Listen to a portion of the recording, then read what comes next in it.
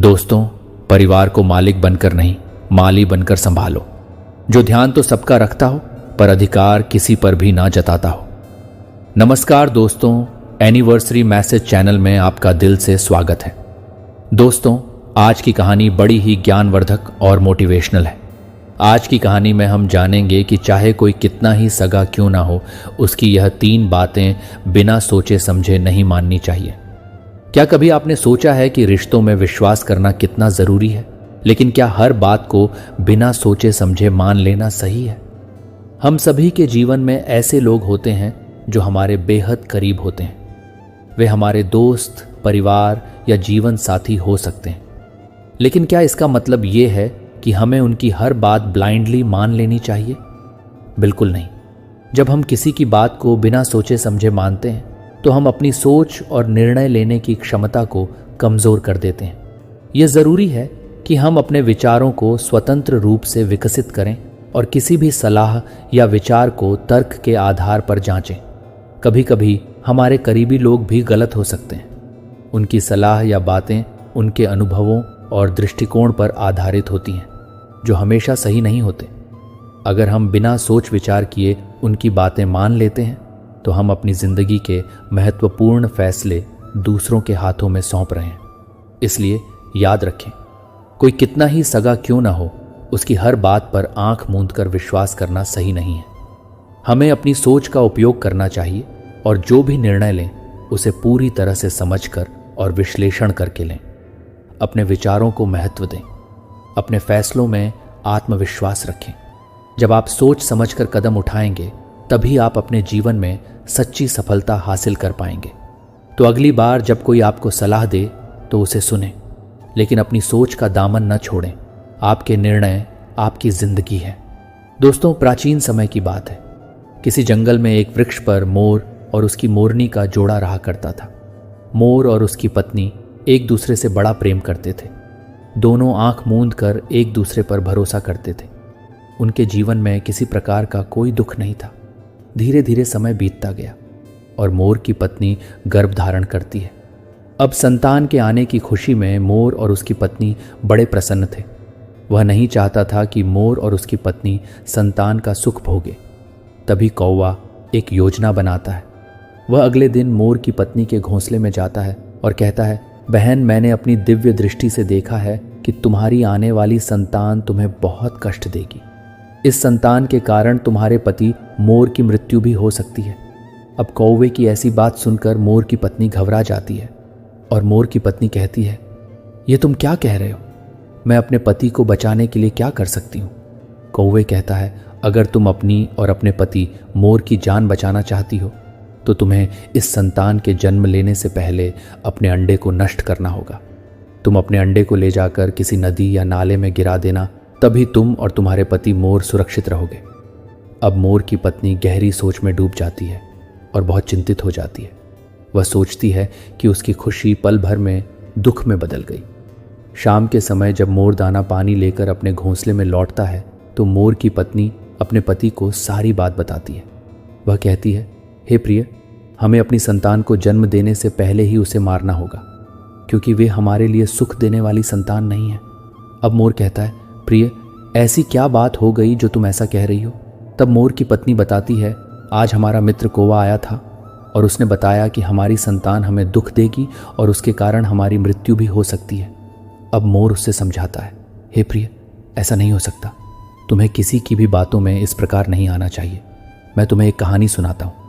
इसके माध्यम से तुम्हें समझ में आएगा कि चाहे कोई कितना भी सगा क्यों ना हो, लेकिन मनुष्य को किसी की इन 3 बातों पर कभी भी बिना सोचे समझे विश्वास नहीं करना चाहिए। दोस्तों, मोर अपनी कहानी प्रारंभ करता है। मोर कहता है, हे प्रिय, एक समय की बात है। एक राज्य में राजा वीरेंद्र सिंह राज करते थे। राजा वीरेंद्र सिंह की 3 सुंदर रानियां थीं। राजा की जो सबसे बड़ी रानी थी उसका नाम था सत्यप्रभा। सत्यप्रभा बड़े ही अच्छे स्वभाव की महिला थी। पूजा पाठ, धर्म कर्म और पति की सेवा में ही उनका पूरा समय निकल जाता था। राजा की जो 2 छोटी रानियां थीं उनमें से एक का नाम था रूपलता और जो सबसे छोटी थी उसका नाम था माधवी। वे दोनों बहुत सुंदर थीं। बड़ी रानी से जब राजा को कोई संतान नहीं हुई तब राजा ने सत्यप्रभा से विवाह किया। सत्यप्रभा से भी जब कोई संतान नहीं हुई तो राजा वीरेंद्र सिंह ने रूपलता से विवाह किया। 3 विवाह करने के बाद भी संतान उत्पन्न नहीं हुई। यह बात राजा को बहुत दुख पहुंचाती थी। पुत्र की कामना से 3 विवाह भी कर लिए, पूजा पाठ हवन यज्ञ सब करके देख लिया, परंतु संतान सुख प्राप्त नहीं हुआ। मोर आगे कहता है, हे प्रिय, इस संसार का एक नियम है, यहाँ आकर दुखों से कोई वंचित नहीं रहा है। चाहे उसके जीवन में किसी भी प्रकार का दुख हो, जीवन में कोई ना कोई दुख लगा ही रहता है। राजा हो या भिखारी, सभी को दुख रूपी सागर में गोता लगाना पड़ता है। संतान ना होने के कारण सारे ऐशो आराम होते हुए भी राजा बहुत ज़्यादा हताश और निराश रहते थे। उनके मन से यह चिंता निकलती ही नहीं थी कि उनके बाद इस राज्य की देखभाल कौन करेगा, कौन इस विशाल राज्य को संभालेगा। प्रिय दर्शकों, राजा वीरेंद्र सिंह अपनी बड़ी रानी सत्यप्रभा से बहुत ज़्यादा प्रेम करते थे। रानी सत्यप्रभा तीनों रानियों में बुद्धि और संस्कारों में श्रेष्ठ थी। उनके अच्छे स्वभाव के कारण ही राजा उन्हें बहुत चाहते थे। राजा साहब किसी भी कार्य को करने से पहले अपनी बड़ी रानी सत्यप्रभा से सलाह जरूर लेते थे। बड़ी रानी भी अपने राजा को उनके हित की ही सलाह दिया करती थी। राजा जब गहरी चिंता में होते थे तो वह उन्हें साहस दिया करती थी। यही सच्ची पतिव्रता स्त्री का धर्म है कि यदि पति किसी बात को लेकर गहरी चिंता में है तो उसे चिंता से मुक्त कर दे, उसे तनाव से बाहर निकाल ले आए और उसे हिम्मत व दिलासा दे। राजा साहब जब अपनी बड़ी रानी सत्यप्रभा को उनके अच्छे गुणों के कारण अधिक सम्मान देते थे तो यह देखकर उनकी दोनों छोटी रानियां जलती रहती थीं, जबकि राजा तेज प्रताप उन्हें भी बराबर का सम्मान देते थे। जब राजा अपनी छोटी रानियों के पास होते थे तो बड़ी रानी को कोई आपत्ति नहीं होती थी, लेकिन जब राजा वीरेंद्र सिंह अपनी बड़ी रानी के पास चले जाते थे तो वह दोनों छोटी रानियां जल उठती थीं। वे मन ही मन बड़ी रानी को बहुत कोसती रहती थीं और ऐसी उल्टी सीधी हरकतें करती रहती थीं जिससे राजा वीरेंद्र सिंह की नज़रों में बड़ी रानी सत्यप्रभा गिर जाए। जब तक किसी को ऊपर वाला नहीं गिराता तब तक मनुष्य के बस की बात नहीं है कि वह किसी को नीचा दिखा पाए। राजा की दोनों छोटी रानी यहाँ रूपलता और माधवी राजा के सामने तो ऐसे पेश आती थीं जैसे वे बड़ी रानी सत्यप्रभा से बहुत प्रेम करती हैं। सत्यप्रभा रोज सवेरे स्नान ध्यान करके ईश्वर की आराधना करती थी। हर दिन नगर के कुछ ज़रूरतमंद लोगों की सहायता करती थी। भूखे प्यासे लाचार लोगों को भोजन कराती थी। उसके बाद ही स्वयं अंजल ग्रहण करती थी। इधर राजा की जो छोटी रानियां थीं वे पूरे दिन सजने संवरने में ही लगी रहती थी। ना तो वे किसी घर आए अतिथि को भोजन पानी कराती थीं और ना ही किसी अन्य बात का ध्यान रखती थी। उनका अधिकतर ध्यान राजा साहब को रिझाने में ही लगा रहता था।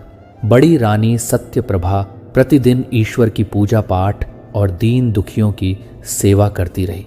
उनकी सेवा से प्रसन्न होकर ईश्वर ने उन्हें पुत्रवती होने का वरदान दे दिया। भगवान की कृपा से जब रानी सत्यप्रभा गर्भवती हुई और यह खबर राजा को मिली तो वह खुशी से फूले नहीं समाए। उन्होंने पूरे नगर के दीनहीन लोगों को बुलाकर खूब दान धर्म किया। इधर जब छोटी रानियों ने सुना कि बड़ी रानी सत्यप्रभा ने गर्भ धारण कर लिया है तो उनकी छाती पर सांप लौट गया। वे सोचने लगी, वैसे भी राजा साहब उससे ज़्यादा प्रेम करते हैं।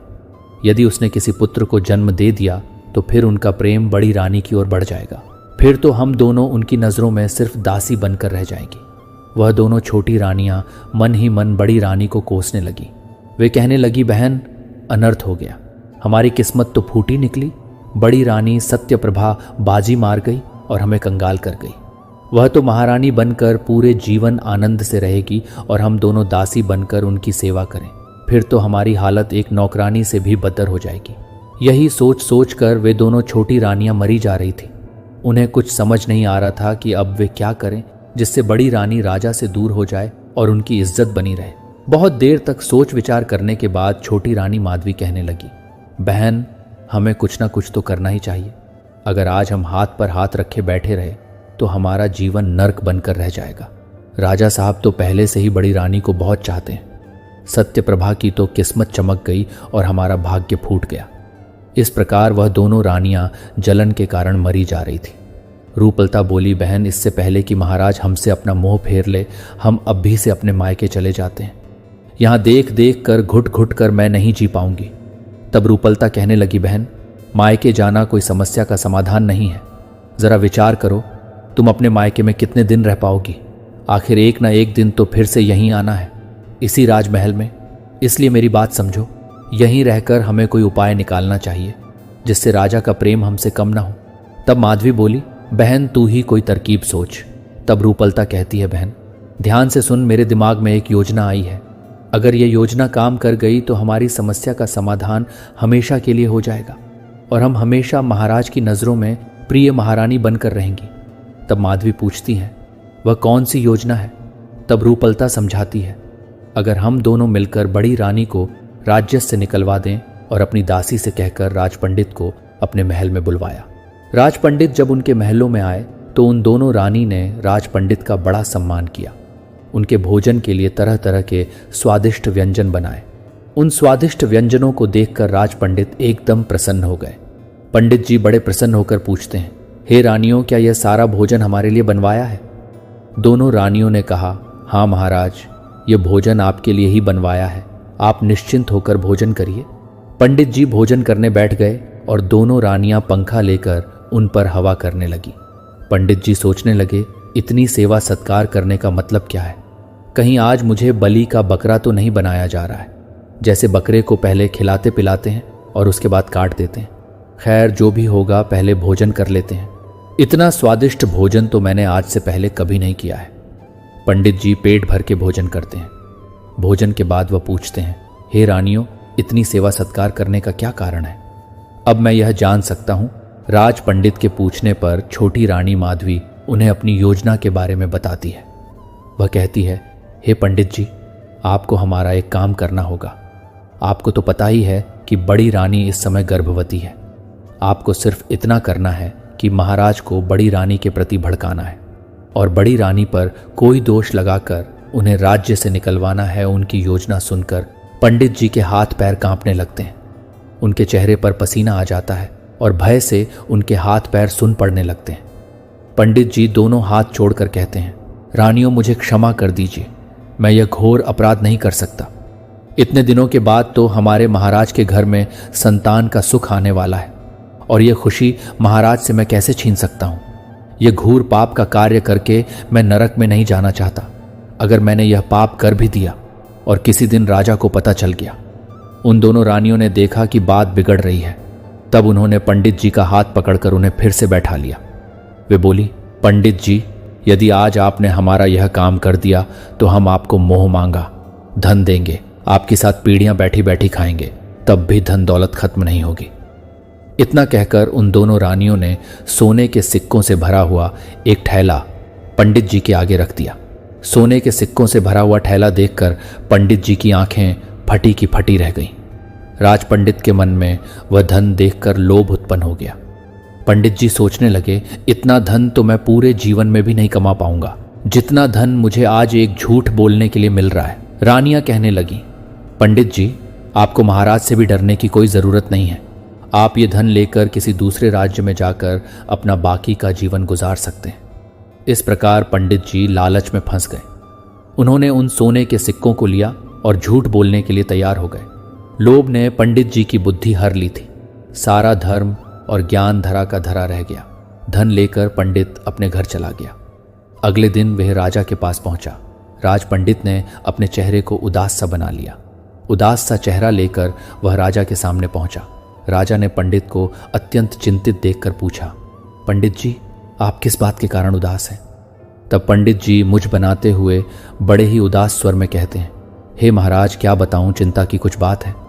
भला होनी को कौन टाल सकता? राजा पूछने लगे। पंडित जी, आप तो बड़े ज्ञानी हो, फिर क्यों चिंता करते हो? कोई ना कोई उपाय आप निकाल ही लेंगे। पंडित जी कहने लगे, हे महाराज, अगर समस्या मुझ पर होती तो भी ठीक था, लेकिन यह समस्या तो आपके ऊपर आने वाली है। इस समस्या को सोच सोच कर मुझे पूरी रात नींद नहीं आई। राजा ने जब सुना कि समस्या मेरी है तो वह बड़ा हैरान हुआ और ऊंचे स्वर में राज्य पंडित से पूछने लगा, ऐसी क्या समस्या जो आपको इतनी चिंतित कर रही है? कृपया मुझे जल्दी से बताएं। तब पंडित जी कहने लगे, हे राजन, मैंने अपने ज्योतिष ज्ञान से पता लगाया है कि आने वाले समय में आपके ऊपर और आपके राज्य के ऊपर बहुत बड़ी विपत्ति आने वाली है। काल का समय आने वाला है। विपत्ति की बात सुनकर राजा ने पूछा, यह आप क्या कह रहे हो? क्या कोई हमारा शत्रु हमारे ऊपर आक्रमण करने की सोच रहा है? राज पंडित कहने लगे, नहीं महाराज नहीं। राजा कहने लगा, फिर कौन सी बात है? तब राज पंडित कहता है, हे महाराज, मैं आपकी होने वाली संतान को लेकर बड़ा चिंतित हूं। आपके ऊपर आने वाली विपत्ति आपके किसी शत्रु से नहीं बल्कि आपकी होने वाली संतान से प्राप्त होगी। हे महाराज, आपकी बड़ी रानी सत्यप्रभा की कोख में जो पुत्र पल रहा है वही पुत्र आपकी विपत्ति का कारण बनेगा। वह पुत्र आपको बहुत ही ज्यादा कष्ट देगा। उस बच्चे के जन्म के बाद जैसे ही आप उसे देखेंगे तो उसे देखते ही आप दोनों आंखों से अंधे हो जाएंगे और आपका राज्य भयानक बीमारी की चपेट में आ जाएगा। राज्य के बहुत से लोग बीमारी के कारण मृत्यु को प्राप्त हो जाएंगे। हे महाराज, यही मेरी चिंता का कारण है। राज पंडित की बात सुनकर राजा ने लंबी सांस ली और बोला, हे राज पंडित, मैं अंधा होकर जीना नहीं चाहता हूं। कृपया इस विपत्ति से बचने का कोई उपाय बताए, और हम यह भी नहीं चाहते हैं कि हम संतान के सुख से वंचित रहे। क्या आपके पास कोई ऐसा उपाय है जिससे यह दोनों बातें पूरी हो सके? तब राज पंडित ने जवाब दिया, उपाय तो है महाराज, परंतु आप उस उपाय को कर नहीं पाएंगे क्योंकि वह उपाय बड़ा कठिन है।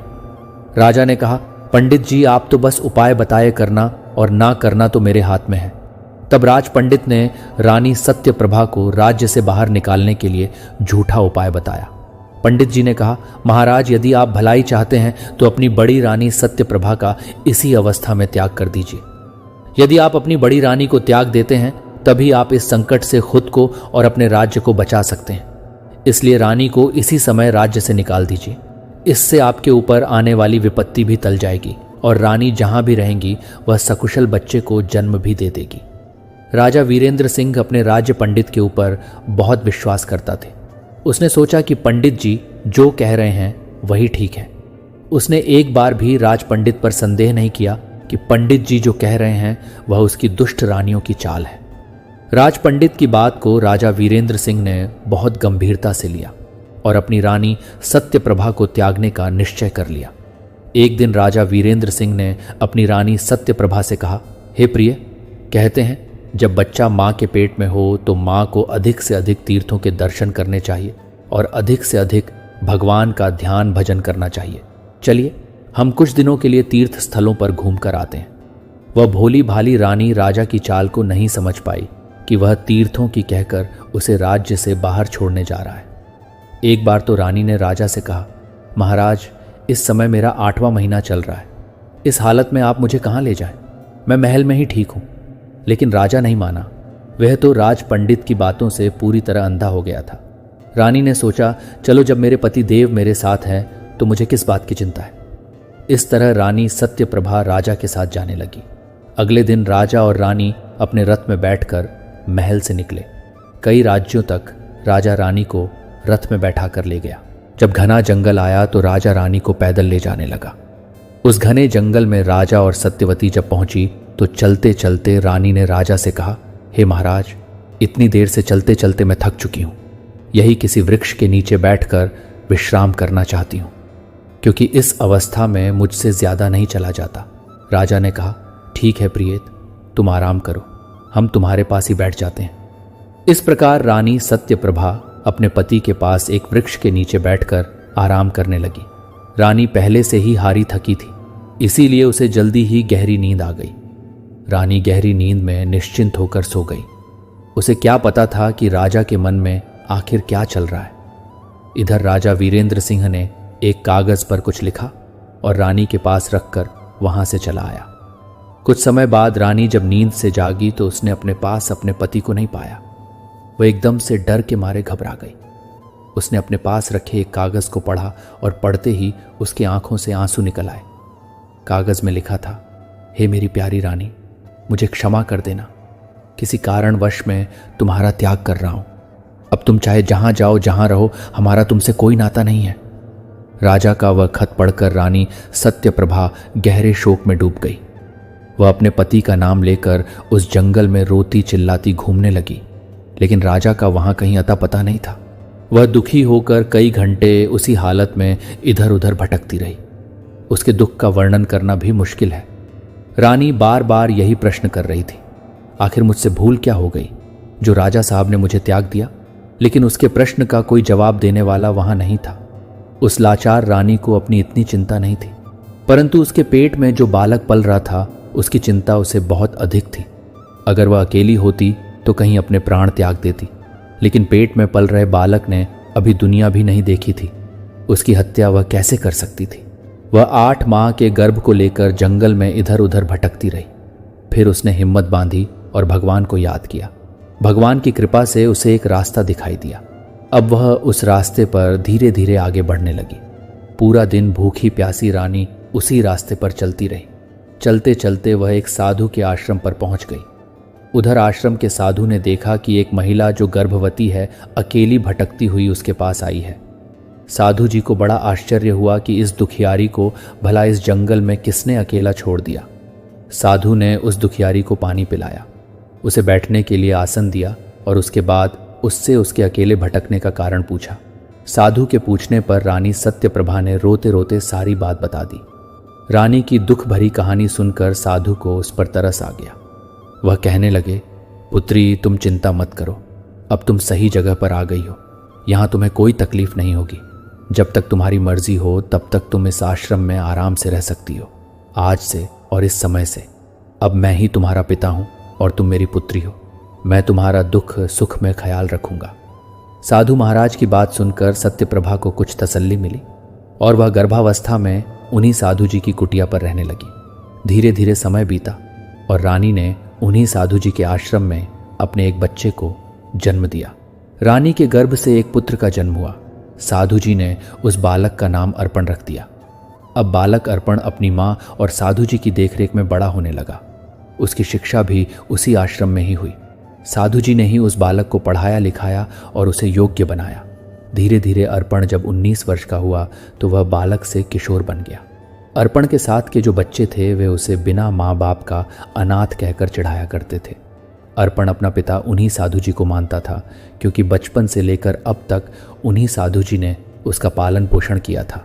लेकिन जब वह समझदार हुआ तो उसे पता चला कि साधु जी तो उसकी माँ को बेटी कहकर बुलाते हैं। उसने सोचा, महात्मा जी तो मेरी माँ के पिता हैं, तो मेरा पिता कौन है? यही सवाल उसने अपनी माँ से आकर किया। हे माँ, आखिर मेरा वास्तविक पिता कौन है?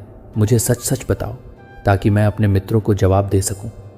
जब भी पुत्र अर्पण अपनी माँ से अपने पिता के बारे में पूछता था तो वह बात को टाल दिया करती थी। अर्पण कभी इस बात को जान नहीं पाया कि आखिर उसका पिता कौन है, वह कहाँ रहता है और क्या करता है। उसकी माँ उसके पिता से दूर क्यों रहती है?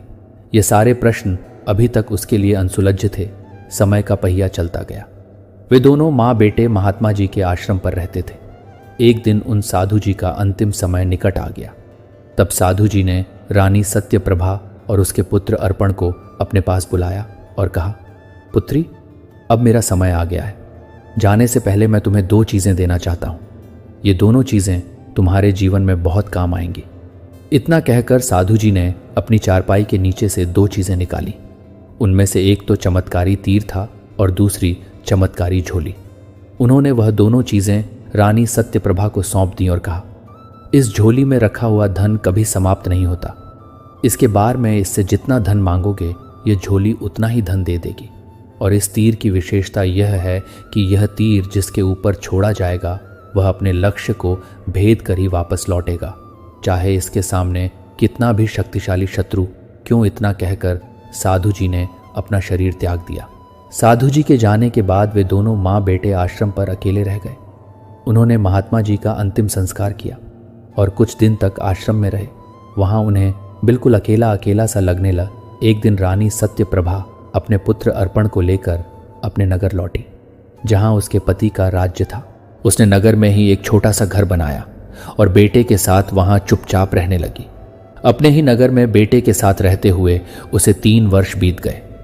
रानी ने कभी अपने राजमहल में जाने का प्रयास नहीं किया और ना ही अपने बेटे को बताया कि यहाँ के राजा ही उसके पिता है। उधर महल में राजा की जो दूसरी रानी थी रूपलता, उसने महाराज तेज प्रताप को अपने प्रेम जाल में ऐसा फंसाया कि उसे अपने काबू में कर लिया। अब तो राजा सिर्फ उसी रानी का होकर रह गया। राजा की जो छोटी रानी थी माधवी, वह अपने महाराज से मिलने के लिए तरसती रहती थी। रूपलता राजा को कभी मौका ही नहीं देती थी कि वह अपनी छोटी रानी के पास जा सके। राजा भी उसके प्रेम के वशीभूत होकर जैसा वह कहती थी वैसा ही करता था। वह एक प्रकार से रूपलता का गुलाम बन गया था। वह अपने दरबार में भी बहुत कम जाता था। उसका राजकाज उसके मंत्री ही संभालते थे। वह पूरे दिन रूपलता के कक्ष में पड़ा रहता था। राजा का यह बदला बदला व्यवहार देखकर छोटी रानी माधवी मन ही मन जलती रहती थी। एक प्रकार से राजा ने उसे बिल्कुल अलग कर दिया था। राजा द्वारा अन्न देखी करने पर छोटी रानी माधवी बहुत दुखी हो गई। वह समझ गई थी कि राजा जानबूझकर उससे दूर हो रहे हैं। धीरे धीरे समय गुजरता गया। रूपलता ने भी अब राजा की परवाह करना छोड़ दी। उसने अपने ही मंत्री से प्रेम संबंध बना लिया। चोरी छुपे वह मंत्री से मिलती रहती थी और उसके प्रेम में पड़कर राजमहल और राजा की गुप्त बातें उसे बताती रहती थी। मंत्री बड़ा ही धूर्त और दुष्ट किस्म का व्यक्ति था। ऊपर से रानी भी उसका पूरा सहयोग कर रही थी, तो मंत्री ने उस राजज को ही छीनने का निश्चय कर लिया। उसने पड़ोसी देश के राजा से बातचीत करके अपने ही राज्य पर हमला करवाने की योजना बनाई। उसने पड़ोसी देश के राजा को समझाया, आप अपनी पूरी सेना लेकर हमारे राज्य पर हमला कर दीजिए और समय आने पर मैं अपनी सेना से आपकी सेना के सामने हथियार डलवा दूंगा। जब राजा पूरी तरह हमारे कब्जे में आ जाएगा तो हम उसका आधा आधा राज्य बांट लेंगे। पड़ोसी देश का राजा भी मंत्री की इस योजना के लिए राजी हो गया। एक दिन मौका पाकर पड़ोसी देश के राजा ने अपनी सेना लेकर राजा वीरेंद्र सिंह के राज पर आक्रमण कर दिया। राजा वीरेंद्र सिंह उस समय अपनी रानी रूपलता के कक्ष में था। वह उस समय वासना में फंसा हुआ था। राजा के अंगरक्षक ने राजा वीरेंद्र सिंह को यह खबर दी, महाराज पड़ोसी देश ने हम पर हमला कर दिया है। उन्होंने चारों ओर से हमारे राज्य को घेर लिया है।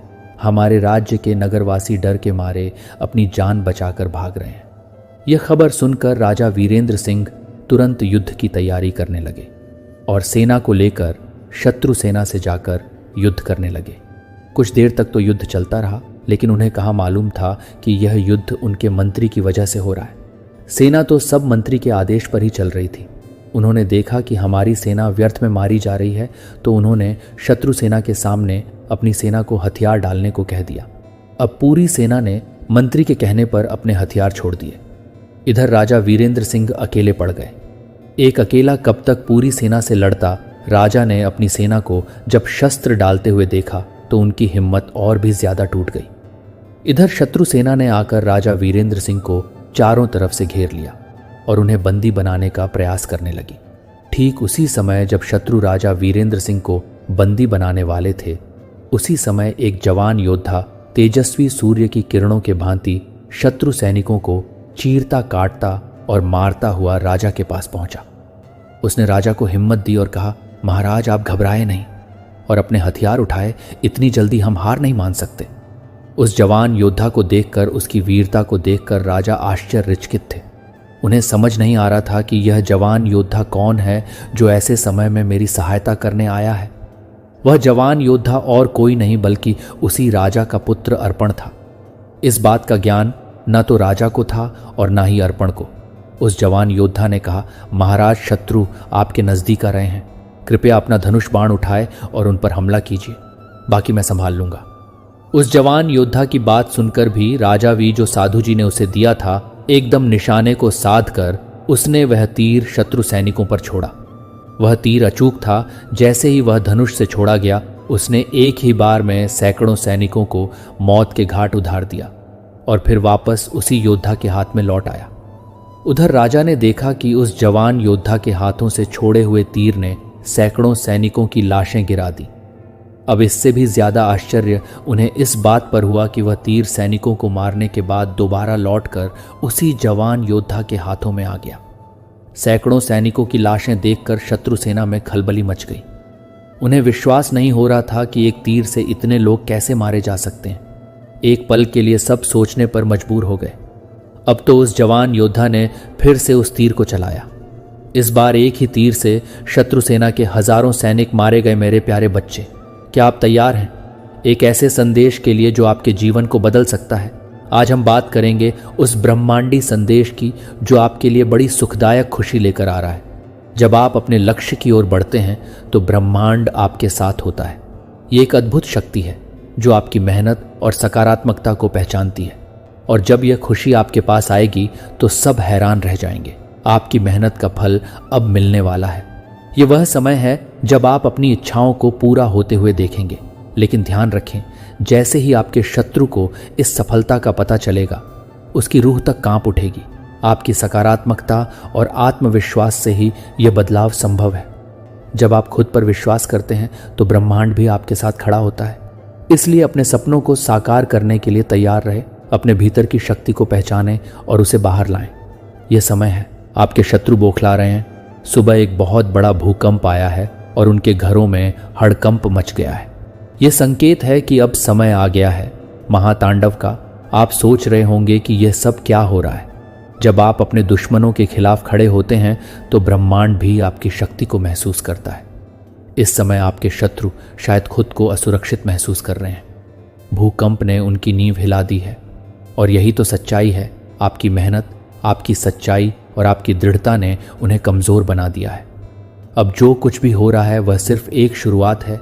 यह समय है अपने लक्ष्यों पर ध्यान केंद्रित करने का और उन सभी बाधाओं को पार करने का जो आपके सामने आई हैं। आपकी ऊर्जा सकारात्मक होनी चाहिए। जब आप अपने इरादों में मजबूत होते हैं तो ब्रह्मांड भी आपको समर्थन देता है। इसलिए इस महातांडव का स्वागत करें। ये एक संकेत है कि आपके दुश्मनों के दिन अब खत्म होने वाले हैं। याद रखें, हर कठिनाई के पीछे एक अवसर छिपा होता है। इस समय का सही इस्तेमाल करें और आगे बढ़े। अपने आप पर विश्वास रखें और जान लें कि आप अकेले नहीं हैं। ब्रह्मांड आपके साथ है। तो उठिए और इस महातांडव का हिस्सा बनिए। अपने सपनों की ओर बढ़ और अपने दुश्मनों को दिखाइए कि आप कितने मजबूत हैं। ये सिर्फ शुरुआत है, आगे और भी बहुत कुछ होना बाकी है। आपके के शत्रु बहुत ज़्यादा बौखला रहे हैं कि इतनी ज़्यादा कोशिश करने के बाद आपकी चमक बरकरार क्यों है। आप क्यों नहीं खत्म हो रहे। इतने सादा तंत्र क्रिया करने के बाद आप टस से मस क्यों हैं। मुझे यहाँ पर यह बोलते हुए ना बिल्कुल भी डर नहीं लग रहा। आपके पैरों की नाखून को भी ना ये लोग हार्म नहीं पहुँचा सकते। क्या आप तैयार हैं? अगर हाँ तो इस वीडियो को शेयर करें और यूनिवर्स मैसेज चैनल को सब्सक्राइब करें। मेरे प्यारे बच्चे, आप पर, आपकी फैमिली पर देखिए, आप लोग जिस भी धर्म में हैं, जिस भी धर्म में, जिस भी रिलीज में हैं, आप कर्म करते हैं, आप धर्म करते हैं, आप पूजा पाठ करते हैं, आप ईश्वर पर विश्वास करते हैं, बिलीव रखते हैं, स्ट्रांग। मुझे यहाँ पर यह मैसेज आ रहा है कि उनकी विशेष कृपा आपके ऊपर है। उसके बाद मैं रीडिंग आपको आगे बताऊंगा। अचानक से ऐसा हुआ होगा, आप फिसलते फिसलते बचे हैं कहीं से, या आपके फैमिली के साथ ऐसा हुआ हो। इस रीडिंग के बाद अपनी फैमिली के साथ आप लोग पूछ सकते हैं। परिवार के साथ ऐसा हुआ होगा, वह फिसलते फिसलते कहीं पर स्लिप करते करते कहीं पर जाते, रोड क्रॉस करते करते वो अचानक से बचे हैं। उनको होल्ड किया गया है। यस, आपको होल्ड किया गया है। आपको, आपके परिवार को पूरी तरह से प्रोटेक्ट करके रखा है। मैं ये कहते हुए बिल्कुल भी नहीं डर सकती। आपके ऊपर किसी भी तरह का कोई भी तांत्रिक क्रिया असर नहीं कर सकती। वह वहीं पर भस्म हो जाएगा और वह उसी के पास जाकर उसका पलटवार, मौत के घाट उसे उतार देंगे। अगर ऐसे करने की कोशिश भी करी गई तो रिसेंटली अचानक से दिया बाती करते हुए, या आप लोग खाना पाना बना रहे थे, कहीं चूल्हे पर खाना बना रहे थे, कोई यस यहाँ पर मुझे ऐसा बहुत स्ट्रांग मैसेज आया है। कुछ ऐसी चीज़, या आप लोग कहीं, क्योंकि बहुत ज़्यादा विंटर का सीज़न है, आप लोग कहीं ताप रहे थे, हाथवा ताप रहे थे, वहाँ पर कोई ऐसी लती आपके कपड़ों पर आकर के, तो ये एक बहुत बड़ा इंडिकेशन था। आप लोग जिस भी रिलीजन से अपने ईश्वर पर विश्वास करते हैं, तो ये उस विश्वास की शक्ति है, जीत है कि आप इस दिव्य संदेश तक पहुँचे हैं। आपके ऊपर कोई भी ऐसी चीज़ें करी गई तो उस चीज़ों को तुरंत भस्म कर दिया गया। उस चीज़ को, वही एट द मूवमेंट, उस चीज़ को जलाकर राख कर दिया गया है। देखिए, सबसे पहले मैं एक चीज़ यहाँ पर कहना चाहता हूँ। आप लोग मैरिड है, अनमैरिड है, बट आपकी लाइफ में कोई ऐसे कपल जो आपको बिल्कुल भी देखना नहीं चाहते, आगे बढ़ते हुए 24 घंटे वो आपके लिए मनाते हैं कि आप अपने जीवन में डाउनफॉल बहुत ज़्यादा फेस करो, आप लोग बहुत ज़्यादा फाइनेंशियल क्रॉस फेस करो, आपकी लाइफ में कभी भी कुछ भी अच्छा ना हो। तो ये कोई कपल्स हो सकते हैं। आप लोग मैरिड नहीं हैं। अगर आप लोग मैरिड नहीं हैं, स्पेशली मुझे इन लॉस की भी यहाँ पर वाइब्स आ रही है। हो सकती है आपके इन लॉस हो, मदर इन लॉ या फादर इन लॉ, मैंने आपको पहले क्लियर कर दिया। तो मुझे यहाँ पर कुछ यस मेल फीको ऐसे हैं जो कपल्स हैं, और अगर आप लोग मैरिड नहीं हैं तो आपके मामी, चाचा, ताई, ताऊ या फैमिली में ऐसे बहुत सारे लोग होंगे जो आपको आपके जीवन में अच्छा करते हुए नहीं देखना चाहते। स्पेशली आपको तो यहाँ पर ये एनर्जी आई है, लेकिन एट द मोमेंट तह लिख कर डिवाइन को थैंक यू बोले, परमपिता परमेश्वर को थैंक यू बोले, क्योंकि ये चमत्कार ऐसे ही नहीं हुआ है, उनकी कृपा से हुआ है। माँ शक्ति ने ना जिम्मा उठा रखा है आपकी खुशियों का। आपके जीवन में किसी भी तरह की कोई भी ऑब्स्टिकल्स, कोई भी अड़चने, कोई भी तनाव, कोई भी ऐसी डिवाइन क्रिया भेजने की कोशिश करेगा, उसे तुरंत उसी समय भस्म करके जला दिया जाएगा। हो सकता है रिसेंटली आपके बहुत ज़्यादा मूड स्विंग हुए हैं, प्लीज़ मुझे कमेंट सेक करके बताइए। आप बहुत ज़्यादा मूडी, मतलब बहुत ज़्यादा मूड स्विंग, आपको अचानक से रोने का मन किया था, आप बहुत ज़्यादा इमोशनल हो रहे थे, आपका कहीं पर भी मन नहीं लग रहा था, आप बहुत ज़्यादा बेचैन हो रहे थे क्योंकि वहाँ पर लड़ाई हो रहे थे। आपके लिए ब्रह्मांड में मेरे बच्चे के लिए ऐसी चीज़ें करने की कोशिश करी तो करी क्यों गई? तो इसके कारण से कुछ लोगों को मूड स्विंग हो रहे थे, क्योंकि आपकी ऊर्जा को ना और ज़्यादा बढ़ा दिया गया, आपकी ऊर्जा को, आपके प्रोटेक्शन शील्ड को और ज़्यादा पावर दी गई थी, जिसकी वजह से आपको कुछ मूड स्विंग होने लगे। और इन चीज़ों का आपने फेस किया क्योंकि आपके प्रोटेक्शन शील्ड को आपकी वजह से आपके फैमिली, यस मुझे यहाँ पर पार्टनर सुनाई दे रहा है, यस आपके पार्टनर के ऊपर भी कुछ ईवल स्पेल किए गए थे। आप दोनों के बीच में कुछ मिसअंडरस्टैंडिंग क्रिएट करने की कोशिश करी गई, तो उनके प्रोटेक्शन शील्ड को भी बहुत ज़्यादा बढ़ा दिया गया, उनके प्रोटेक्शन शील्ड को भी बहुत ज़्यादा तेज़ी से स्ट्रैंग किया गया है। या हो सकता है मॉर्निंग में कुछ ऐसा हुआ, अचानक से देखो मुझे यहाँ पर ऐसा भी लग रहा है, अचानक से आपके घर में कोई कांच कर, ओ वाओ कोई कांच टूटा है, कोई कप, कोई ग्लास, कोई मिरर आपके घर में अचानक से टूटा है। ये इंडिकेशन है कि उन चीज़ों का सर्वनाश कर दिया गया जो आपकी तरफ पहुँचने की कोशिश कर रही थी, जो आपको हार्म पहुँचाने की कोशिश कर रही थी, जो आपको तंग करने की कोशिश कर रही थी। अचानक से ऐसा हुआ होगा या आपकी फैमिली से ऐसा हुआ, घर में किसी तरह का कोई कांच टूटा है, बहुत स्ट्रांग इंडिकेशन है। आपके जीवन में किसी भी काली चीज़ों का कोई भी असर नहीं हो सकता। डिवाइन आदि शक्ति ने यहाँ पर मुझे हनुमान प्रोटेक्शन भी दिख रहा है, तो डिवाइन प्रोटेक्शन आपके साथ है, तो डिवाइन चंडी आपके साथ है, तो किसी भी तरह का कोई भी काली चीज़ें आप पर, आपके परिवार पर असर नहीं कर सकती। चाहे ये लोग एरी चोटी का जोर क्यों ना लगा ले, ये लोग अपने कितने भी हाथ पैर क्यों ना फेंक ले, बट आपकी प्रोटेक्शन शील्ड को भिड़ पाना, मात शक्ति से भिड़ पाना एक बराबर हो पाएगा। मैं यहाँ पर क्लियर मैसेज बता रही हूँ मेरे, मैं कितना ज़्यादा यहाँ पर खुश हो रहा हूँ मैं आपको नहीं बता सकता, मैं शब्दों से बयान नहीं कर सकती, बट डिवाइन शक्ति ने आपको बहुत ज़्यादा, डिवाइन ने आपको बहुत ज़्यादा प्रोटेक्ट करके रखा है। ब्रह्मा विष्णु महेश जिनके आगे शीश झुकाते हैं, उनकी प्रोटेक्शन आपके साथ है। आप लोग जिस भी धर्म से आते हैं, आपको अपने ईश्वर पर बहुत ज़्यादा विश्वास है। मैं यहाँ पर कहना चाहता हूँ आपके विश्वास की ही जीत होती है। ऐसा नहीं है कि आज पहली बार आपके विश्वास की जीत हुई है, आपके विश्वास की जीत हमेशा होती है। इतनी ज़्यादा कोशिश करने के बावजूद आपके तेज़ को कोई भी कम नहीं कर पाता। आपके ताप को झेल पाना भाई किसी की भी, मुझे लगता है, औकात नहीं है।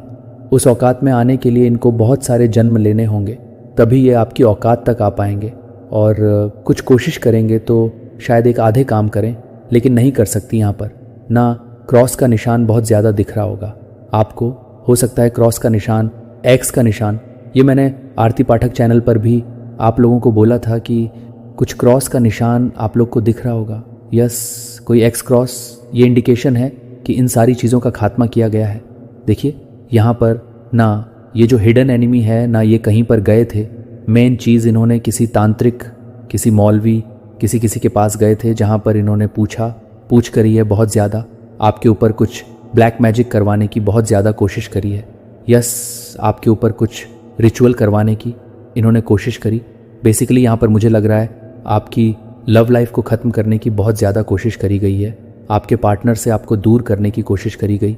यस, आपके पार्टनर आपसे बिल्कुल ऑफ हो जाए, वो आपको देखे भी नहीं, आपकी तरफ इनका कोई भी अटेंशन ना रहे। यस, आप लोग रातों को सो ना पाए। आप ईश्वर को, मैंने जैसा कि कहा, प्यारे भी हो जाओ तो भी इनको कोई फ़र्क नहीं पड़ता। इसकी इस तरह की कुछ ऐसी चीज़ें करने की कोशिश करी, इतने ज़्यादा काली तंत्र क्रिया रा लेने की कोशिश करी गई, ऐसी चीज़ें करने की कोशिश करी गई।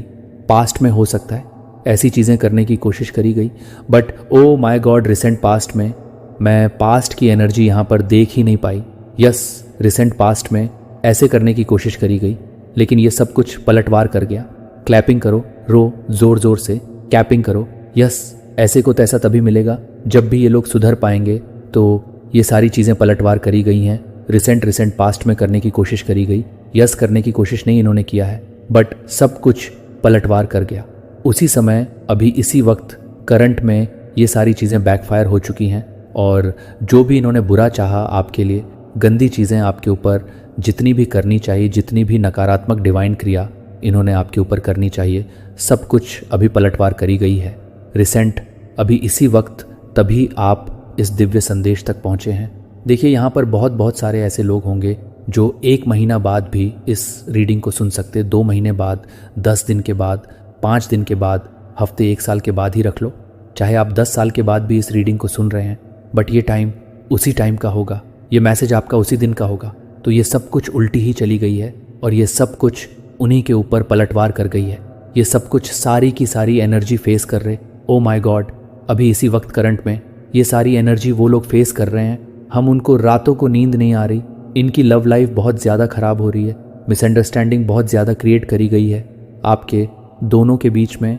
तभी यहाँ पर मुझे कपल्स वाली वाइफ आई थी, या आपके इन लॉस भी हो सकते हैं। गाइज अगर आप लोग अनमैरिड है तो ऐसा हो सकता है कि यस आपके चाची मामी दादी या पड़ोस में ऐसा कोई, तो ये सारी की सारी चीज़ें ना ये लोग फेस कर रहे हैं। ये लोग रातों को सो नहीं पा रहे हैं, बहुत ज़्यादा हो रही है, तनाव में है, बहुत ज़्यादा स्ट्रेस है।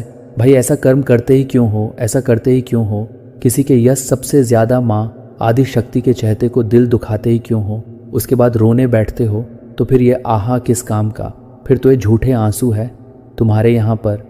मुझे ऐसा लग रहा है कि लातों के भूत ना बातों से नहीं मानते हैं, तो ये लातों के भूत हैं, ये बातों से नहीं मानते।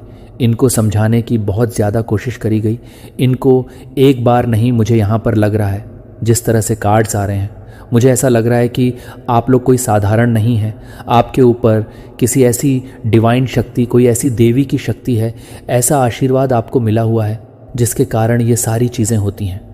मुझे लगता है कि रिसेंट पास्ट में अगर करने की कोशिश करी गई तो इंस्टेंट कर्मा इनको मिला था, बहुत सारी चीज़ें इन्हें हिट करी थी, बहुत सारी चीज़ें। आप तो बस मतलब थोड़े से हो सकता है कि कहीं फिसलते फिसलते या कहीं पर गिरते गिरते बच गए, क्योंकि आपको तो होल्ड कर रखा है ब्रह्मांड की सबसे सुपर फेमिनिन एनर्जी ने होल्ड करके रखा है। तो इन लोगों की कोई भी औकात नहीं है कि उनसे भीड़ पाए। बट ये सारी चीज़ें ये कैसे फेस करेंगे, क्योंकि इनकी चीज़ें बैकफायर हुई हैं, इन्हीं की तरफ गई है, और इनके पास ऐसा कोई भी गॉडफादर नहीं है जो इनको बचा ले। इन चीज़ों से कहते हैं ना 100 बार सोचना चाहिए। एक चीज़ों को करने से पहले 10 बार सोचो कि वो चीज़ें गलती से भी अगर बैकफायर हो गई तो क्या हाल होगा। तो ये सारी चीज़ें अभी बहुत ज़्यादा, तभी ये लोग डिप्रेस हो रहे हैं, बहुत ज़्यादा बेचैन हो रहे हैं। सुबह से मॉर्निंग से बहुत बड़ा हंगामा, बहुत बड़ा भूकंप क्रिएट किया गया है इनके घर में। हम बहुत ज़्यादा टेंशन हो रही हैं, सोच सोच कर बेकाबू हो रही है। ये हुआ तो हुआ कैसे, ये इतने ज़्यादा चीज़ में अभी भी जी रहे हैं कि ये कौन सी आंधी आई, ये क्या था भाई, ये कौन सी चीज़ें थी जिन चीज़ों को मैं समझ नहीं पा रहा हूँ। डिप्रेसो ज़्यादा डिप्रेसो, जिन के भी पास गए थे ना, पूछा 5 करने के लिए, आपकी पिक्चर दिखाई, आपकी कुंडली दिखाई, जो भी आपकी जानकारी इनके पास एकत्रित थी, झूठ सत्य जो भी आपकी पिक्चर दिखाई, वहाँ पर सिर्फ और सिर्फ पैसों का ही मिसयूज़ हुआ है। मैं तो ये कहूँगा बहुत स्ट्रंग, इन्होंने बस पैसों का ही मिसयूज़ किया है। इनकी सारे के सारे पैसे ख़त्म किए गए हैं, वहाँ पर बहुत ज़्यादा मिसयूज़ हुए हैं हम। और ये ज़्यादातर कोई female energy, oh my God, यहाँ पर मुझे कोई फीमेल एनर्जी निकल कर आ रही है। जैसा कि मैंने आपको रीड में पहले कार्ड्स भी मुझे यही बता रहे हैं, कोई फीमेल एनर्जी यहाँ पर आई है। और यहाँ पर मुझे, मैंने जैसा कहा कि मेल्स भी है, यहाँ पर मुझे मेल्स भी दिखाई दे रहा है। यस, ये लोग कोई कपल ही हो सकते हैं गाइस, या आपके इन लॉस हो सकते हैं, mother in loss, father in loss, या आपके इन लॉस में जैसे कि चाय ताऊ बुआ, ऐसा कोई। और अगर आप लोग मैरिड नहीं हैं तो कोई रिलेटिव्स जो हस्बैंड वाइफ है और मैरिड है, तो डेफिनेटली जैसे कि कहते हैं ना हम लोग बुआ ताई चाचा ताई, ऐसा कोई, तो वह और अनमैरिड वालों के लिए रिलेटिव हो सकते हैं जो हस्बैंड वाइफ है। तो कोई भी रिलेटिव हस्बैंड वाइफ जो कपल है, जो हमेशा आपकी नज़रों के सामने रहते हैं। मुझे यहाँ पर ये भी दिखा है, ये जो लोग हैं ना, ये हमेशा आपके नज़रों के सामने रहते हैं, इन फ्रंट। ये बहुत ज़्यादा स्पीड बढ़ने की कोशिश करते हैं, लेकिन अंदर से ये लोग बहुत ज़्यादा हिडन एनिमी है आपके। ये आपको अच्छा करते हुए नहीं देखना चाहते अपने जीवन में। ये बस चाहते हैं कि आप अपने जीवन में डाउनफॉल, हमेशा डाउन रहे, डाउन 4 को फेस करें। आप लोग हमेशा क्रशर्स को देखें, बहुत ज़्यादा ये आपको ना में फंसाने की बहुत कोशिश करते हैं, कंफ्यूज करने की कोशिश करते हैं। ये आपके शाइन को बर्दाश्त नहीं कर पाते हैं। ये ना तिलमिला उठते हैं, ज़ोरों से रो लगते हैं, इनके अंदर दर्द होता है, ये बेचैन होते हैं, ये पागल हो जाते हैं। तो ये यस, जैसा कि मैंने कहा, oh my God in front इतने ज़्यादा ओवर स्वीट बनने की कोशिश करते हैं कि लोगों को डायबिटीज़ हो जाए, शुगर की बीमारियां हो जाएं, ऐसा मुझे लग रहा है। लेकिन अंदर से ये लोग बहुत ज़्यादा घायल हैं, अंदर से बहुत ज़्यादा कोई ग्रेजस है इनके मन में आपको लेकर। पहले से ही मन में किसी तरह का कड़वाहट मैं देख रही हूँ इनके मन में, कोई बहुत ज़्यादा अपने अंदर छुपा छुपा के बातें रखना। मुझे आप ऐसे लग रहे हैं कि जो है भाई मुंह पे बोल दो, अच्छा है तो अच्छा, बूढ़ा है तो बुरा, लेकिन मुंह पे बोलो, बात रफा सफ़ा करो, साफ मन रखो। बट ये ना थोड़े से ऐसे टाइप छुपे रुस्तम टाइप के हैं, मन में जैसी बातें रखते हैं मुंह पर कुछ और बोल के चले जाते हैं। और इनका काम है यही कि ये आपकी घर की सारी रिक्वायरमेंट, क्या आपके लाइफ, बेसिकली आपकी लाइफ में क्या हो रहा है, आपकी लाइफ में, आपके दोनों कपल्स की लाइफ में क्या हो रहा है, हस्बैंड वाइफ अगर है आप लोग तो उस चीज़ के जानने की बहुत कोशिश करते हैं। उस आप दोनों को पता नहीं क्यों मुझे लगता है ये दोनों ना आपको अलग करने की बहुत कोशिश करते हैं। आपको आपके पार्टनर से कोई ना कोई ब्लैक रिजल्ट ज़रूर से किया गया और ये कर्मा इनके लौट के आ रहा है, इन्हीं के पास आ रहा है। ये लोग अपना कर्मा फेस कर रहे हैं रिसेंटली, अभी इसी वक्त ये सारी चीज़ें बैकफायर हुई हैं और ये लोग अपना कर्मा फेस कर रहे हैं। ये अभी करंट में ना इनकी जो सिचुएशंस है नाना अभी करंट में बहुत ख़राब मुझे दिख रही है गाइस, सीरियसली बहुत ज़्यादा इनकी स्थिति अभी इस वक्त बहुत ज़्यादा ख़राब मैं देख रहा हूँ। ये लोग बहुत ज़्यादा स्ट्रेस में हैं, हो सकता है ये लोग रो रहे हैं किसी काम की वजह से, किसी चीज़ की वजह से इनकी छोड़ पकड़ी गई है, इनकी छोड़ आपके सामने आ सकती है। यस, ऐसा भी हो सकता है। मात की तरफ से ये बहुत बड़ी कृपा एज गिफ्ट आपको मिल सकता है, क्योंकि माँ आदिशक्ति ने तो जिम्मा उठाया है, बहुत बखूबी जिम्मा उठाया है कि मेरा बच्चा अब कुछ भी फेस नहीं करेगा। ऐसी चीज़ें तो बिल्कुल नहीं जो दूसरों की तरफ से आ रहा है, जो इसकी डेस्टिनी में है ही नहीं। इसकी डेस्टिनी में बहुत ज़्यादा खुशियाँ हैं, ये समृद्ध है, ये भाग्यशाली है, इसने ऐसे कर्म कमाए हैं, तो ये सारी चीज़ें आपकी तरफ नहीं आ सकती हैं। यस, आप लोग मुझे बहुत ज़्यादा अथॉरिटेटिव पर्सन लग रहे हैं। डिवाइन शक्ति ने देखो जिम्मा उठाया है तो वह बखूबी जिम्मेदारी को निभा रही है। आप लोग बहुत ज़्यादा अथॉरिटी पर्सन मुझे लग रहे हैं। आपने अपनी जो भी परीक्षा मत, शक्ति ने आपकी तरफ जो परीक्षा लेनी चाहिए देखना चाहा, आप कितने मजबूत हैं, आप उन परीक्षा में खड़े उतरे हैं। तो देखो इनकी सारी चीज़ें, गंदी चीज़ें इनकी तरफ बैकफायर हुई हैं और अभी करंट में अपना कर्मा फेस कर रहे हैं। बहुत ज़्यादा दिक्कत में है, बहुत ज़्यादा परेशानी में है, बहुत ज़्यादा पेन हो रहा है इनको। और कहीं ना कहीं ये इतना तो समझ चुके हैं, आपके एनिमी ये सोच रहे हैं कि आपसे पंगा लेना, ईश्वर से पंगा लेना। देखो ये आपके साइन को ना बहुत ज़्यादा ख़राब करने की कोशिश करते आए हैं, ये ऐसा सोच रहे हैं। अभी करंट में इनकी सोच ऐसी है, करंट स्थिति में, कि इतनी ज़्यादा कोशिश करने के बाद ये आपके चमक को, आपकी ग्लोइंग को ख़राब नहीं कर पाते हैं। उल्टा आप और ज़्यादा ना चमकने लगते हैं, ग्लो करने लगते हैं। ऐसा हो सकता है कि अभी आप लोग बहुत अच्छा कर रहे हैं, फोकस के साथ अपनी लाइफ में अच्छा कर रहे हैं। यस, अपने ब्यूटी पर बहुत ज़्यादा ध्यान दे रहे हैं। ऐसा हो सकता है अपने खाने पीने पर बहुत ज़्यादा ध्यान दे रहे हैं, अपने पहनने ओढ़ने पर बहुत ज़्यादा ध्यान दे रहे हैं। और ये मुझे बहुत अच्छा लग रहा है, मैं ऐसा पहनूंगी, ऐसा करूंगा, मुझे ये खाना चाहिए, मुझे ज़्यादा पानी पीना चाहिए। यस, रिपल टू ओ माई गॉड। तो ऐसा आप लोग कर रहे हैं, चुना गया है क्या? आपने कभी अपनी आत्मा के भीतर एक गहन बदलाव महसूस किया है, जब सब कुछ केवल एक छिपी हुई ताकत को प्रकट करने के लिए उगता था, जिसे आप कभी नहीं जानते थे कि आज आप एक चमत्कारी परिवर्तन के किनारे पर खड़े हैं, जो एक रहस्य उद्घाटन है, जो स्वयं मसीह के पुनरुत्थान को दर्शाता है। बूढ़े आप डर के संदेह और सीमा से बंधे हुए हैं। 3 दिनों के लिए एक त्याग किए गए खोल की तरह पीछे छोड़ दिया गया है। आपकी आत्मा अतीत की जंजीरों से मुक्त छाया के साथ कुश्ती की है। जैसे अब एक फीनिक्स जो राख से उठ रहा है, आप मजबूत, समझदार और पूर्ति करने के लिए तैयार हो गए हैं। जिस उद्देश्य के लिए आप इसे बनाए गए थे वह सिर्फ एक कहानी नहीं है, यह आपकी वास्तविकता है। जैसे कि लाजार को 4 दिनों के बाद आगे बुलाया गया था, मकबरे की आवाज़ में, द डिवाइन की आवाज़ ने आपको अंधेरे से बाहर बुलाया है। क्या आप इसे अपने भीतर की शक्ति को चुपचाप बढ़ा सकते हैं? हर दिन मजबूत नहीं होता है। ये वही शक्ति है जो तीसरे दिन मसीह को पुनर्जीवित करता है। एक नई वाचक के वादे को पूरा करते हुए यह परिवर्तन नहीं है, ये कोई संयोग नहीं है। अविश्वसनीय समुदाय को सम्मानित करने के लिए एक क्षण लें जो इस यात्रा को उन सभी के लिए संभव बनाता है जिन्होंने इस चैनल का समर्थन किया है, जो आपके अटूट विश्वास के लिए धन्यवाद देता है कि आपके हार्दिक प्रोत्साहन और सुपर के माध्यम से आपकी उदारता आपके योगदान को आशा और सशक्तिकरण के इस संदेश को उन तक पहुंचने की अनुमति दें जिन्हें आवश्यकता है। यह सबसे अधिक अगर यह संदेश आपके साथ प्रतिध्वनि होता है तो आपकी आवाज़ को सुना जाता है कि इस दिव्य परिवर्तन को गले लगाने के लिए अपनी तत्परता के एक संकेत में 9,99,999 लिखकर अपनी जागृति की घोषणा करें और अपनी कॉलिंग में बोल्डली से चलें। लेकिन यह सिर्फ शुरुआत है कि यह पुनर्जन्म क्या है। वास्तव में आपके लिए इसका मतलब यह है कि यह आपको उन चुनौतियों और जीत के लिए कैसे तैयार करता है जो आपके पुनरुत्थान के कपड़े में बुने हुए उत्तरों की प्रतीक्षा में जवाब देते हैं। हम उन सच्चाई को उजागर करेंगे जो आपको साहस और दृढ़ विश्वास के साथ अपने दिव्य मिशन में कदम रखने के लिए सशक्त बनाएंगे, ताकि एक चुना जा सके। एक गहरी सांस ले, यह आपका क्षण है। पुनरुत्थान कहानी का अंत नहीं था। कहानी का अंत यह एक चमत्कारी यात्रा की शुरुआत थी कि आप इस दूसरे मौके के साथ क्या करेंगे। आप उठेंगे और उस जीवन का दावा करेंगे जिसे आप नए के लिए किस्मत में थे। अपने पुनर्जन्म की अविश्वसनीय शक्ति और आपके जीवन पर रखे गए दिव्य उद्देश्य का अन्वेषण करें। चलो इस नए अध्याय में साहसपूर्वक कदम बढ़ाते हैं। ये ईश्वर के चुने हुए लोगों को बढ़ाने का समय है जो आप 3 दिनों के लिए मर चुके हैं।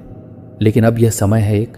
क्या आपको लगता है कि यह एक संघर्ष का वजन है जो आपको हर जगह का अनुसरण करता है, तब भी जब कोई और नहीं देख सकता है कि यह संघर्ष एक दुर्घटना नहीं है, यह यादृच्छिक नहीं है, यह आपके आत्मा के भीतर आपके द्वारा ले जाने वाले अपार प्रकाश का प्रत्यक्ष परिणाम है। अप्रत्याशित असफलताओं के दिल के दर्द और निराशा के क्षण केवल दुर्भाग्य नहीं है, वे एक आध्यात्मिक विमान पर होने वाली एक गहरी छिपी हुई लड़ाई के प्रतिबिंब है।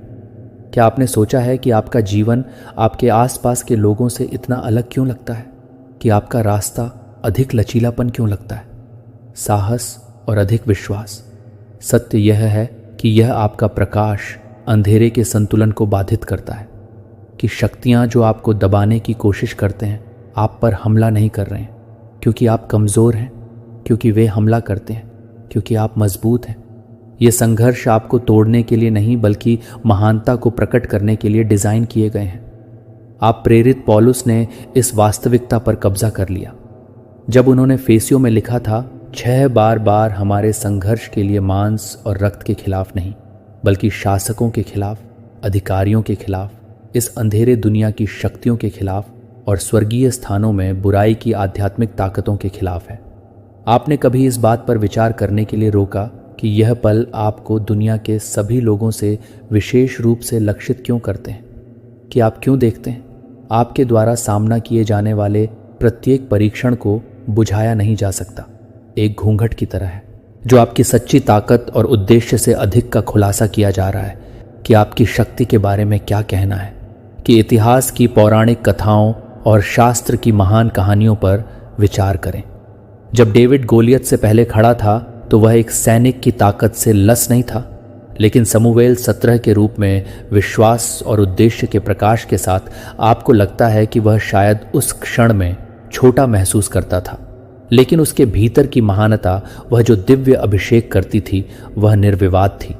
इसी तरह जोसेफ को अपने ही भाइयों द्वारा दास्ता में बेच दिया गया था और उन अपराधों के लिए कैद किया गया था जो उन्होंने नहीं किया था। ये दुर्भाग्य की एक श्रृंखला थी, या क्या यह रिफाइनिशिव संगीत तेरे एक महिला अकल्पनीय जिम्मेदारी की स्थिति में जोर दे रही है? क्या आपको लगता है कि उसे अपने लोगों पर अंधेरे के बंद होने की अपनी क्षमता पर संदेह है? फिर भी उसके साहस के माध्यम से वह अपने राष्ट्र को बचाने के लिए, अपने देश को बचाने का एक जहाज बन गया। इन आंकड़े डेविड जोसेफ एस्थर नहीं थे, चुना क्योंकि उनका जीवन आसान था या क्योंकि वे साधारण थे, क्योंकि उन्हें चुना गया था, क्योंकि उन्होंने जो प्रकाश किया था वह दुनिया को बदलने के लिए था। अब आपके अपने जीवन के बारे में सोचने के लिए क्या आपने कभी सोचा है कि संघर्ष आपके गहरे डर के अनुरूप क्यों लगते हैं? अगर वे क्या हैं तो क्या संघर्ष आपको कुचलने के लिए डिजाइन नहीं किया गया है, लेकिन आपको प्रत्येक चुनौती को परिष्कृत करने के लिए आपके सामने आने वाली प्रत्येक चुनौती है जो आपकी आत्मा की निशानी के खिलाफ है, जो आपको योद्धा में आकार दे रहा है। आप पवित्र शास्त्र के नायकों की तरह बनने के लिए हैं। ये बहुत दूर है कि क्या आप देख रहे हैं कि अब आपके द्वारा सामना की जाने वाली पैटर्न नहीं है, वे दंड नहीं है, वे पुष्टि करते हैं कि आप एक प्रकाश को इतना उज्जवल ले जाते हैं कि यह अंधेरे की बहुत नींव को हिलाता है कि यह आपके भीतर क्या है जो छाया को भयभीत करता है। वे आपको उठने से बचाने के लिए इतने बेताब हैं कि आप यहाँ नहीं हैं। दुर्घटना से एक को चुना गया है जो कि वे सभी दर्द को चुना है, जो वे सभी आपके लिए तैयार हैं। कुछ अधिक के लिए आप एक दिव्य योजना का हिस्सा हैं, एक ब्रह्मांडीय आदेश जो आपके अद्वितीय प्रकाश को याद रखने की आवश्यकता है। अतीत के नायक संघर्ष से मुक्त नहीं थे। इसके विपरीत उनके संघर्ष क्रूसबल थे जो उन्हें किंवदंतियों में बदल देते थे। अब यह प्रतिबिंबित करने के लिए एक क्षण लगते हैं कि क्या अंधकार आपको डरता है, कि आपके भीतर क्या प्रकाश प्राप्त करने में सक्षम हो सकता है। और सबसे महत्वपूर्ण बात यह है कि आप हैं, आप जो हैं उसकी पूरी शक्ति को गले लगाने के लिए तैयार हैं। और आपको क्या चुना गया था, ये कोई फर्क नहीं पड़ता कि छाया कितनी शक्तिशाली दिखाई दे सकती है। वे प्रकाश की ताकतों पर हावी नहीं हो सकते जो आपने अपने सबसे अंधेरे क्षणों में देखा है। हालांकि सभी आशा खो जाती है कि कुछ अप्रत्याशित हस्तक्षेप करता है। कभी कभी यह एक चमत्कारी वसूली है जो कुछ आपदा की तरह लग रहा था। अन्य समय यह प्रेरणा की एक चिंगारी है जो आपके दिमाग को आपको भ्रम से बाहर निकालने का मार्गदर्शन करता है। और फिर गहन शांति के वे क्षण हैं जो शांति के क्षण हैं, अराजकता के बीच में अपने दिल को भरता है। जब सभी तर्क आपको निराशा के लिए बताते हैं कि यह संयोग नहीं है, वे ईश्वरीय के मुख अभी तक निर्विवाद हस्तक्षेप है। ब्रह्मांड आपकी ओर से चलते हैं, जो आपकी ओर से घटनाओं को खोल है और बाधाओं को दूर करते हैं। क्षण हमेशा ऐसा लगता है जब आपको उनकी सबसे अधिक आवश्यकता हो सकती है, कि यह हो सकता है कि आपका जीवन घटनाओं की एक यादृच्छिक श्रृंखला होने से बहुत अधिक हो, एक अधिक से अधिक डिज़ाइन का हिस्सा है जो हाथों से लिखी गई कहानी है। बाइबल हमें भजन 91 में इस सुरक्षात्मक सर्कल की याद दिलाता है। 11 जो कहता है कि वह अपने स्वर्ग दूतों के बारे में आपको अपने सभी तरीकों से बचाने के लिए आज्ञा देगा। ये दिव्य आदेश हमेशा आपके आसपास के काम पर होता है, जैसे कि एक अभेद्य ढाल की तरह स्वर्ग की ताकतें आपके भीतर प्रकाश को पहचानती हैं और वे उन तरीकों से कार्य करते हैं जो आप हमेशा नहीं देख सकते या प्रत्येक हस्तक्षेप को समझे। इस सच्चाई का एक वसीयतनामा है कि आपका अस्तित्व कोई दुर्घटना नहीं है। आप एक महान कहानी का हिस्सा हैं और समर्थन के हर क्षण में कोई फर्क नहीं पड़ता कि सूक्ष्म इस सच्चाई का सबूत है कि अब एक के लिए रुके और विचार करें कि आप कितनी बार चुनौतियां करते हैं। चेहरा चेहरा आपके भीतर प्रकाश की प्रतिभा पर एक स्पॉटलाइट को चमकता है जो आप प्रत्येक परीक्षण से दूर करते हैं। एक अनुस्मारक के रूप में कार्य करता है कि इस प्रकाश को बुझाया नहीं जा सकता है, चाहे वह कितना भी भयंकर हो सके। आपके खिलाफ इतनी मेहनत से लड़ो। अगर आपकी रोशनी से कोई फर्क नहीं पड़ता कि आप इस कहानी में केवल एक भागीदार नहीं हैं, तो आप मूसा की नायक हैं जो लाल सागर से पहले खड़े थे। अपने लोगों को सुरक्षा के लिए अग्रणी करने के असंभव कार्य के साथ आप महसूस कर सकते हैं कि आप महसूस कर सकते हैं आपके खिलाफ अज्ञात दबाव का वजन। लेकिन जब समुद्र एक अभेद्य बाधा की तरह लग रहा था, तो भगवान ने पानी को बिछाने का एक तरीका बनाया और अपनी दिव्य शक्ति को दिखाया कि आपके जीवन में क्या बाधाएं आपके सबसे कठिन क्षणों में भाग लेने की प्रतीक्षा कर रही हैं। आपने कभी भी एक ताकत पर ध्यान दिया है, आपके भीतर एक ऐसी शक्ति जो स्पष्टीकरण को परिभाषित करती है।